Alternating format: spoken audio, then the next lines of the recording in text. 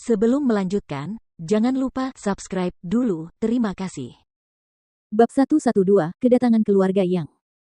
2 hari berlalu dengan cepat dan Huang Xiaolong keluar dari ruang pagoda harta karun Linglong. Melangkah maju ke pertengahan Orde ke-9, ki pertempuran di tubuhnya terus-menerus memadamkan daging, otot, urat, dan kulitnya. Seiring dengan penambahan teknik kultivasi tubuh Golden Linglong Body, pertahanan luar Huang Xiaolong lebih tangguh daripada kulit sapi tua. Urat-uratnya sangat fleksibel, meregang cukup jauh dan mampu meledak dengan kekuatan yang mengerikan dan meledak-ledak. Keluar dari pagoda harta karun Linglong, Huang Xiaolong menuju ke aula Fei Mansion. Sepanjang jalan, para pelayan dan pengawal yang melihatnya akan memberi hormat kepadanya, memanggilnya Tuan Muda. Beberapa dayang cantik tersipu malu ketika memberikan hormat kepadanya. Hari ini adalah hari pernikahan Fei Ming, dan dari atas sampai bawah, Fei Mansion dipenuhi dengan keceriaan dan keramaian. Ada juga petasan merah di Spirit Martial World, dan pada hari ini, pintu utama Fei Mansion dipenuhi dengan petasan yang meledak tanpa henti, memeriahkan suasana acara yang menggembirakan itu. Ketika Xiaolong memasuki aula utama, Fei Rong, Fei Ming dan para leluhur tamu sedang mengobrol dalam suasana yang ramah. Ketika mereka melihat Huang Xiaolong datang, Fei Rong, Fei Ming dan para leluhur segera bangkit dari tempat duduk mereka dengan gugup karena takut dan gentar, seolah-olah ada bara api di bawah pantat mereka. Salam, Tuan Muda. Fei Rong dan Fei Ming bergegas memberi hormat. Kelompok leluhur itu tersenyum lebar saat mereka mengikuti Tuan Muda Huang. Halo. Huang Xiaolong mengangguk, bertanya, di mana Fei Hou? Ketika dia tidak melihat siluet Fei Hou di antara mereka. Fei Rong melangkah maju dan dengan cepat menjawab, ayah ada di dalam halaman dalam, jika Tuan Muda mencari ayah, aku akan masuk dan memanggil ayah.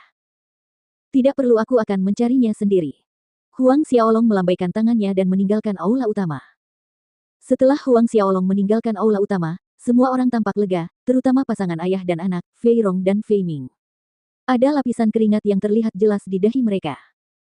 Sementara Fei Mansion ramai dengan kegembiraan acara tersebut, di ruang rahasia terpencil Yang Mansion, sebuah dengungan jelas bergema dan sebuah siluet keluar dari pintu masuk sambil tertawa terbahak-bahak. Napas yang kuat menyelimuti seluruh Yang Mansion, membuat semua orang di dalamnya takut. Yang Zeng dan Yang Zanfei yang telah menunggu di luar ruang rahasia sangat gembira. Ayah, kakek. Sambil berteriak, mereka berdua mempercepat langkah untuk datang di depan orang itu. Orang yang keluar dari ruang rahasia itu tidak lain adalah kakek Yang An, Yang Dong. Seorang Xiantian Orde kedua.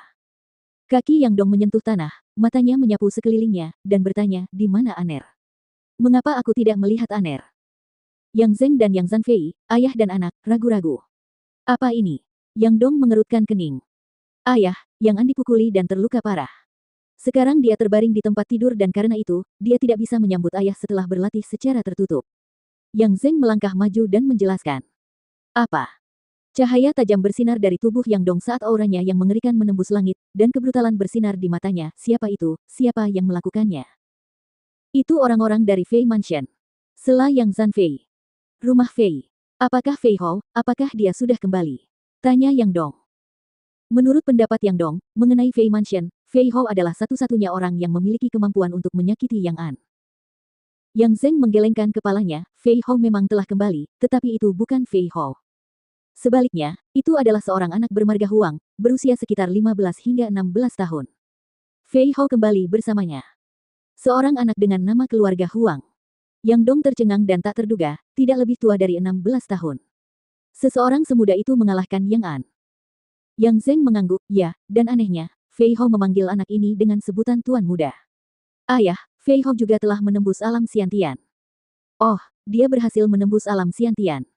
Lagi-lagi, ini di luar dugaan Yang Dong, jadi dia sudah maju ke alam Xiantian. Tidak heran dia berani menyakiti cucuku, cucu Yang Dong ini. Tidak menaruh Yang Mansionku di matamu hanya karena kau sekarang seorang Xiantian. Jika aku ingat dengan benar, hari ini adalah hari pernikahan cucu Fei Hou, kan? Ya, ayah. Yang Zeng membenarkannya. Ayo pergi.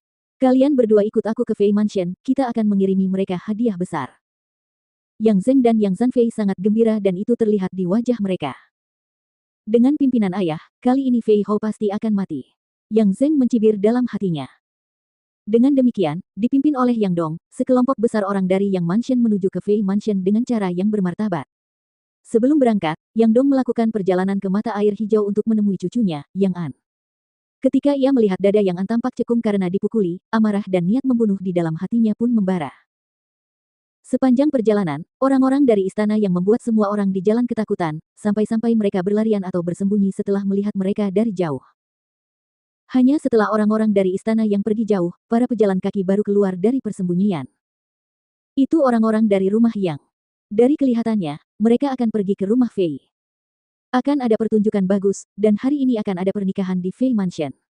Mungkin akan ada darah yang mengalir hari ini. Ayo kita pergi dan melihatnya.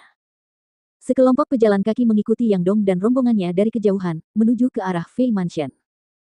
Awalnya, hanya ada beberapa orang, tetapi orang-orang yang mengikuti di belakang bertambah seiring berjalannya waktu, dan pada akhirnya, ada lautan kepala yang bergoyang-goyang di belakang kelompok Yang Dong, sekitar beberapa ratus, tetapi jumlahnya masih bertambah. Rumah Fei.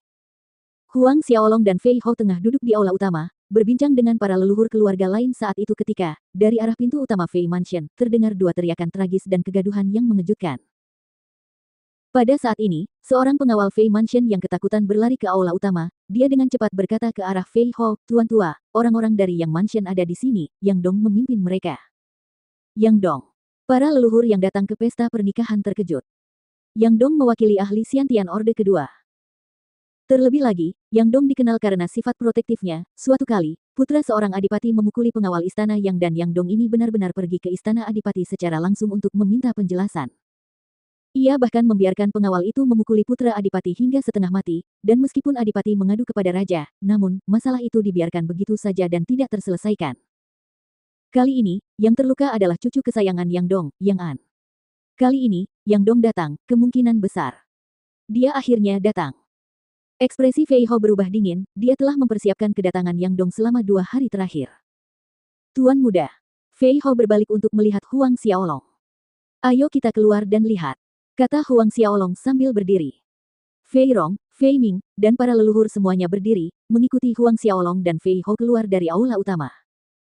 Sesampainya di pintu masuk utama, yang menyambut mereka adalah lapangan yang penuh dengan penjaga Fei Mansion yang terluka, dan di depan pintu masuk, beberapa penjaga Fei Mansion sedang bertarung dengan penjaga Yang Mansion dengan ki pertempuran yang bersilangan di udara.